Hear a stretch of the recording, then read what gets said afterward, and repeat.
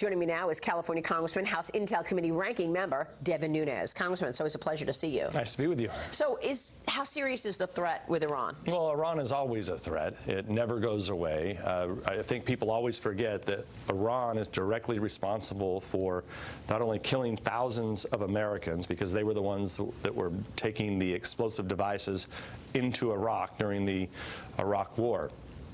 So, I mean, some people estimate as high as 2,000 or 3,000 are directly responsible.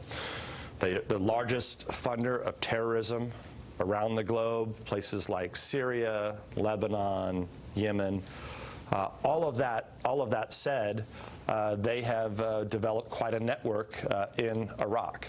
And, this is that whole, right where Iraq and Iran, that whole area where they mesh, you've got that continual problem of the Shia, Sunni, all of that mess there that we've been dealing with for 20 plus years. There was a lot of skepticism over the last couple of days, basically saying, is this another weapons of mass destruction, falsity? The last time we took non-essential people out of Iraq was right before the Iraq War. So can you give us a sense of what the threat is? Was there actual evidence indicating or suggesting that Iran was ready to attack U.S. interests across the world?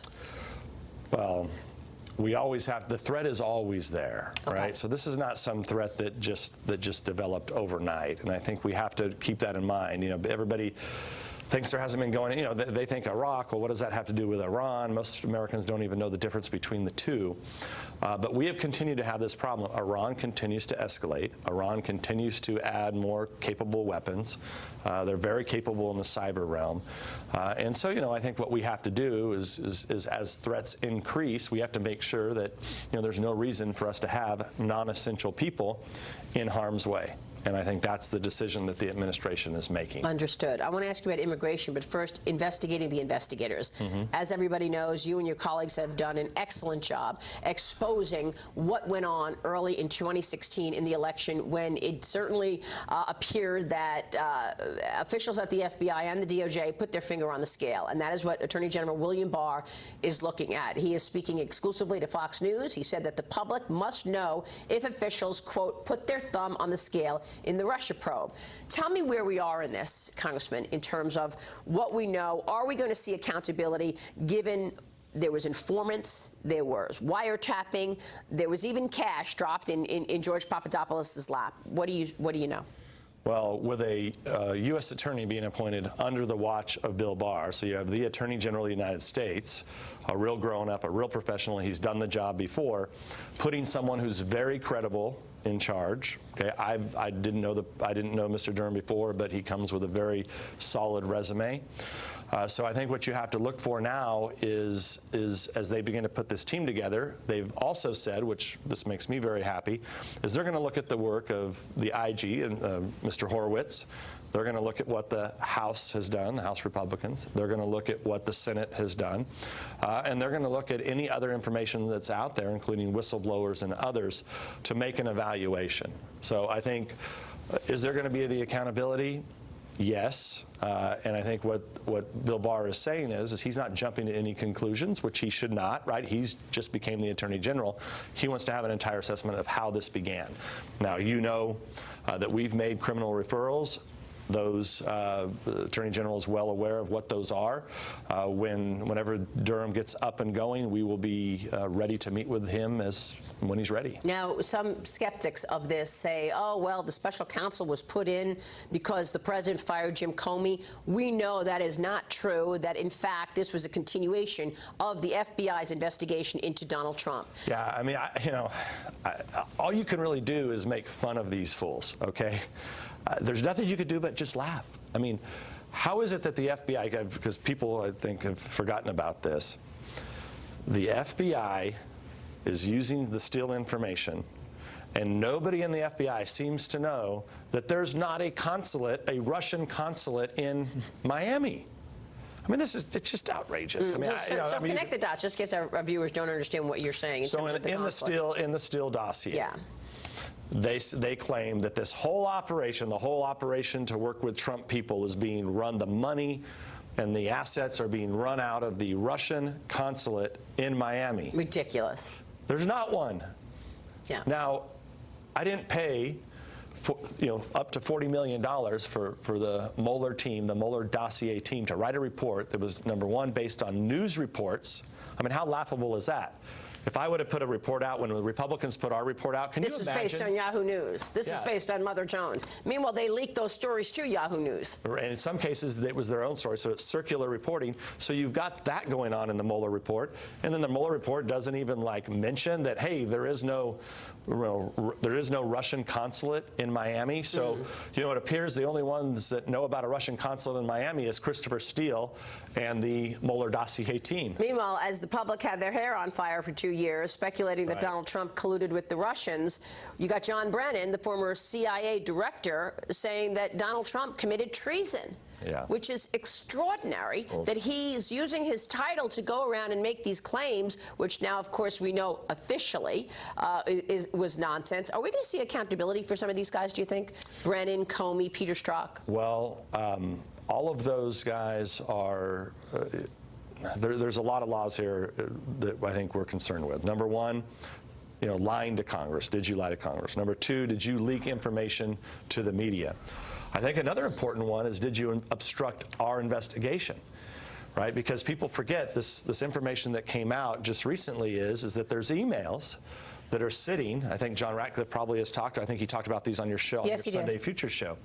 There are emails that were at the FBI that were pertinent to our investigation, interviews with Christopher Steele, who wrote this dossier that started this whole mess, or one of the reasons for starting this whole mess. Those were never given to Congress. Right. Not to mention, they weren't even given to the IG. The IG didn't have them until just a few weeks ago. And the IG reports out within a month, you think? Yeah, I mean, I think what I'm hearing is that the IG is wrapping up, and then I think now people are able to go and review. But remember, the IG can only interview people that currently work at the Department of Justice. Well, we're going to be on it, as we have been in the last 2 years. I want to give this breaking news to our audience. The White House has made it official, announcing up to a 6-month delay on the auto tariffs decision. A little breathing room for some people who are looking at Europe and Japan, and with worries that those imports are going to be tariffed. The White House has made it official. They will delay that and watch the situation for 6 months. I want to turn to immigration, Congressman, because President Trump unveiled a new immigration proposal, as you know, yesterday, uses a merit-based point system.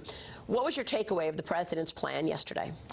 Well, the president actually has a plan, which is more than I can say for the Democrats in the House. So if you remember, the president actually several times has put very reasonable plans on the table. He said, look, we're going to have border security, but at the same time, I'm willing to work with permit systems for high-tech workers, skilled workers, agricultural workers. He's also said, look, I'll even take more dreamers than even Obama was willing to take. These are the kids that were brought here by no fault of their own. He's had multiple proposals. Now I think he has a very serious proposal. But then what you see in the House, so remember, the Republicans, we couldn't get one Democrat to vote with us on a comprehensive immigration bill. Yeah. They don't even have a bill. They have no bill. Well, in fact, I mean, you would think they haven't been in power for all this time. They've been making all these promises, playing identity politics, telling all these people out there, oh, all the Latinos, you vote for Democrats, we're going to make all these people legal as long as you vote for us. They can't even get a bill out of a committee, much less out of the House. Yesterday, Nancy Pelosi said she never said that it wasn't a crisis. We want to show you this soundbite from the Speaker of the House in January, and then what she said yesterday. Watch this. The president's manufacturing crisis. President Trump must stop holding the American people hostage, must stop manufacturing a crisis. We have never not said that there was a crisis. There is a humanitarian crisis at the border. Yes, it is a crisis. We've always said that it gets to be more of a humanitarian crisis. So she said William Barr lied. Was that a lie? Well, who's lying? The American people, I think, are getting to, for those of people who remember back when Nancy Pelosi was first speaker, this is why she was thrown out, right? So they were ineffective. They couldn't tell the truth. And this is another prime example of it. There is an absolute crisis not only at the border that's being made worse by Cubans and Venezuelans and all these other people now that are coming forward. This isn't just people across the border in Mexico anymore. Yeah. These people are coming from all over the world. The other crisis is that, you know, we need to fix this system. You know, there's a need for skilled workers in this country, right? People that are highly educated. That's right. Or people that will do complicated agricultural work. So it needs to be fixed, and right now I don't think Nancy Pelosi is going to do it. So any chance any immigration reform gets done before the 2020 election, or is this just politics? I can't imagine it's anything but politics, Okay. because they don't even have a bill. Real quick, your reaction to the White House delaying these auto tariffs. A lot of people were worried about these tariffs that were going to be put on vehicles in particular. Well, this is another important point that goes back to Pelosi. We have this deal ready to go, the Mexico-Canada agreement, okay? We need to get this done and passed. It's ready. And it's an improvement. It's an improvement for all of America. This should be voted on tomorrow, and it should get 400 votes on the House floor. She's not bringing it to the floor. Well, so somebody has to be, ultimately, this is going to have to be part of what Republicans go out and make the case. Here you have a president, ran on redoing NAFTA, gets it done. It's better for labor. It's better for the environment. There's even things in there that a conservative like me doesn't even like. But I see the benefits overall for the economy. So I think at the end of the day, it's just another example of the Democrats. We're reliving what happened. Americans are getting to relive why they were thrown out of power, you know, 8 years ago or whatever it was. Congressman, it's good to have you on the program. Thank you. Great Thank to you be in so person. much. Devin Nunes joining us.